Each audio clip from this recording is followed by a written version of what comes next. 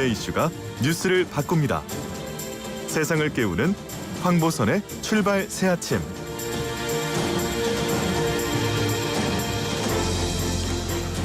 네, 지난 6일부터요. 코로나 상생 국민지원금 신청 그리고 지급 시작됐습니다. 1인당 25만 원씩 지급되고 가구당 수령 인원 제한도 없어서 코로나 때문에 힘겨운 나날을 보내고 계시는 분들의 큰 위로가 될 것 같긴 합니다. 그런데 못 받으신 분들이 상당히 많아서 불만이 터져나오고 있다고 하는데요. 뉴스톱 선정수 기자와 함께 자세한 내용 알아보겠습니다. 선 기자 안녕하십니까? 안녕하십니까? 예. 신청했더니 대상자가 아니다. 네, 이런 그 응답을 받은 분들이 상당히 있다고요? 그렇습니다. 어떤 저도 사연들이 사실은 있습니까? 예. 신청 대상이 아니라고 나와가지고 좀 선 기자도요? 당황했었는데요. 예. 선 기자 부자 같은데요, 그러면? 저는 부자가 아닌데 예. 저희 그 아내가 예. 회사를 좀 오래 다녀가지고 예, 그래서 아내 그 건보료 기준이 예. 위에 있더라고요. 아, 그래요? 예, 그래서 탈락을 했는데 예. 이게 이제 가구 소득을 기준으로 해서 하위 88% 그러니까 그 상위 12%에 해당되면 안 주고 예. 그리고 이제 그 밑으로는 다 주게 설계가 돼 있는데요. 그래서 8명 중에 한 분은 못 받으시는 분이 생길 수밖에 없는 구조입니다. 예. 다 주는 게 아니니까요. 근데 그 좀 못 받으신 분들 중에서 억울하다 이런 분들이 많이 나오시는데 주로 이제 지역 가입자인 자영업자 이런 분들 받지 못해서 억울하다는 분들 계시고 그리고 네. 직장인 중에서도 건보료 기준 몇천 원 차이로 나는 탈락했다 이런 분들 계셔가지고 예. 뭐 좀 아쉽지만 어쩔 수 없이 탈락하는 부분들이 있는데 또 탈락하면 또 받아들이지 못하고 화를 내시는 이런 게 있으니까요. 예. 선 기자는 예. 화 안 나세요? 그러면? 저는 굉장히 자랑스러웠습니다. 예. 12%씩이나 들어가다니 이러면서 굉장히 알겠습니다. 자랑스러웠는데. 자랑스러운 선 기자님. 네. 그러면 방금 말씀하신 것처럼 몇천 원 차이로 이게 사실 못 받는 분들이 생겨나고 있는데 이 88% 기준선 소득이 어느 만큼 되는 겁니까? 요거 소득으로 환산을 해보면 예. 이게 4인 가구 기준으로 그 가구 구성원들의 전체 소득을 다 합산해서 연소득 1억 2,436만 원. 3인 가구 기준으로는 1억 532만 원입니다. 예. 근데 여기에 이제 1인 가구들은 연소득 5,800만 원 이하면 그러니까 이건 건보료 기준으로 또 환산하면 17만 원 이하 정도 되는데 지원금 대상이 됩니다. 그래요? 예. 근데 또 여기에 또 예외가 있는 게 고액 자산 보유자들은 지원 대상에서 제외가 되는데요. 지난해 재산세 과세 표준 합계액이 9억 원을 초과하거나 종합소득 신고분 금융소득 합계액이 2천만 원을 넘으면 제외가 된다고 합니다. 재산이 많거나 또는 금융소득이 많거나 이런 분들이 그렇습니다. 제외됐군요. 예. 근데 좀 복잡해 보이는데. 그렇습니다. 복잡하죠. 예. 예. 정부 입장 어떻습니까? 뭐 많이들 아시겠지만 이게 그 여당 더불어민주당은 전국민 지급을 추진을 했었는데요. 그 기획재정부에서 재정 건전성을 이유로 난색을 표시를 했죠. 예. 그 과정에서 홍남기 부총리가 뭐 차이를 표명하는 뭐 이런 갈등을 빚은 다음에 정부랑 여당이 합의점을 찾은 게 그 소득 하위 기준 80%였습니다. 네. 애초에 80%였었는데 여기다 이제 그 아까 말씀드렸던 1인 가구 지원이 추가가 되면서 지원 대상이 소득 하위 87.7% 이렇게 결정이 된 거죠. 예. 그래서 쉽게 그냥 88%라고 부르고 있습니다. 근데 어쨌든 뭐 상위에 속하면 사실 뭐 해당 사항이 없어도 이해를 할 만한데 근데 아무래도 딱 이것 때문만에 이렇게 불만을 제기하는 것 같지는 않아요 보니까요. 이게 그렇죠? 왜 그러냐면 예.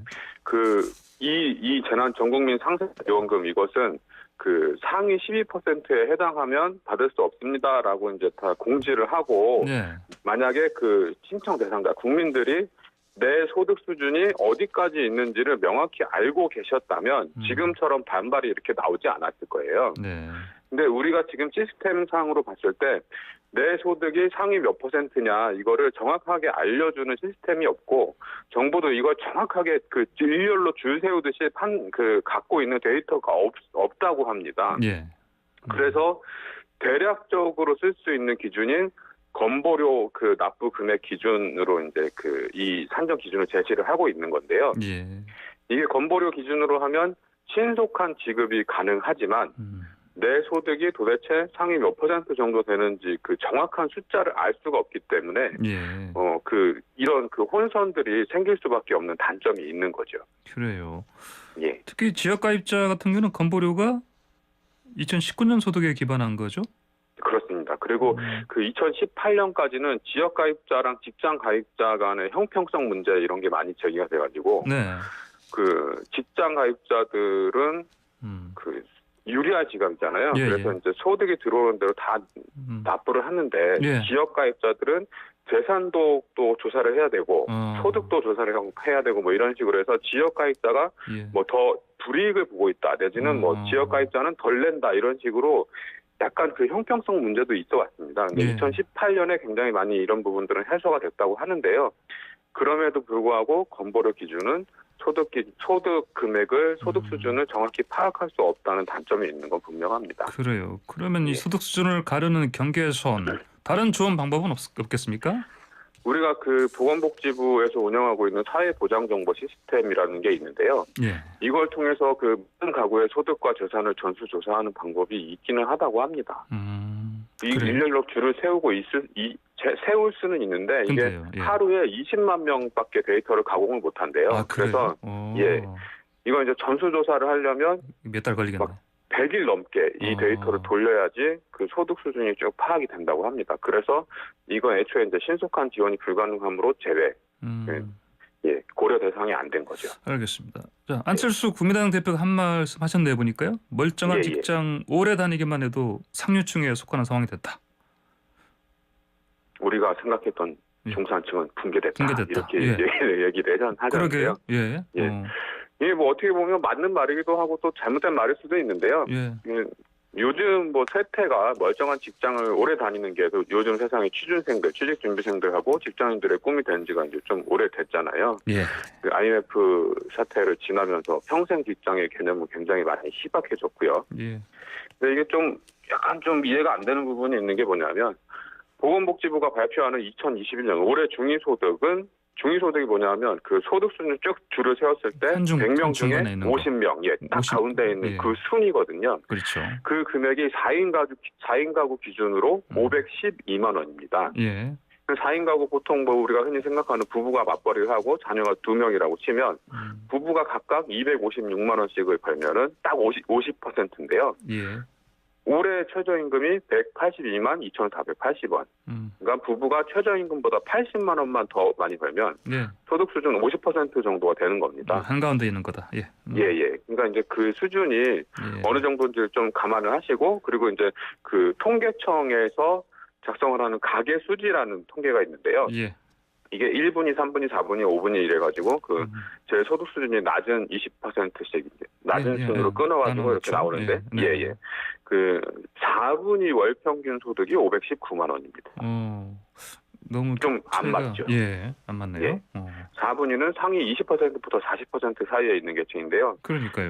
이 통계들이 잘 맞지 않아요. 그래서 내가 도대체 어디에 위치해 있는가, 내 소득 수준은 얼마인가 이런 걸 국민들이 잘 알 수가 없어요. 예. 정부도 마찬가지고요. 알겠습니다. 그래서 일단은 이런 통계부터 좀 정확하게 좀 맞추는 작업이 필요하지 않을까 싶습니다. 그래요. 그리고 국민들이 납득할 수 있는 그런 예. 지표요. 알겠습니다. 오늘 말씀 잘 들었습니다. 감사합니다. 네, 고맙습니다. 네, 지금까지 더대어 뉴스 선정수 기자였습니다.